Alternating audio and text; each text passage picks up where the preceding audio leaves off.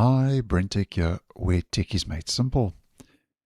So, according to Microsoft, the recommended RAM for Windows is 8 gigabytes,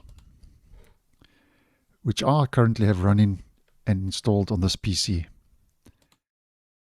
I'm running the minimum 8 gigabytes to run Windows 11, and the reason for that is that's what the laptop came with.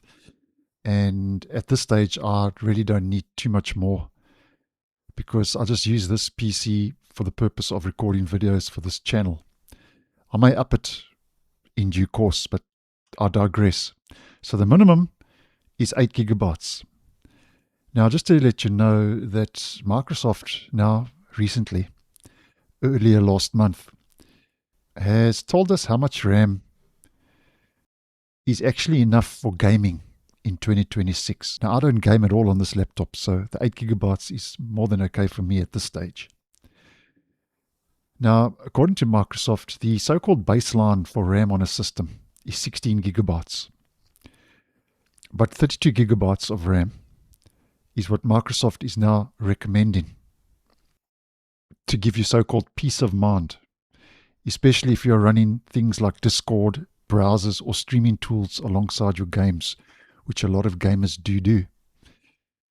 Now, this is all according to the support document dated the 9th of April this year. What the best Windows PC gaming systems have in common. And if we scroll down to this section, here's the interesting bit. 16 gigabyte RAM is the baseline, 32 gigabytes is the so-called no worries, peace of mind, as I said, upgrade. Microsoft says, for most players, 16 gigabytes of RAM is a practical starting point. Moving to 32 gigabytes of RAM helps if you run Discord, browsers, or streaming tools alongside your games. That extra memory also gives newer titles more breathing room as memory demands continue to rise. So basically, according to Microsoft, why it's saying that 32 gigabytes is the so-called no worries upgrade is because a typical gaming setup today, as mentioned, includes Discord running in the background. There could also be a browser with multiple tabs open, and streaming tools, just to mention, like OBS recording software. So with all of this, we can see that the memory usage starts stacking up quite fast. Now, the only problem with recommending 32 gigabytes of RAM is that, as you may well know, memory prices have jumped through the roof and are showing no signs of slowing down.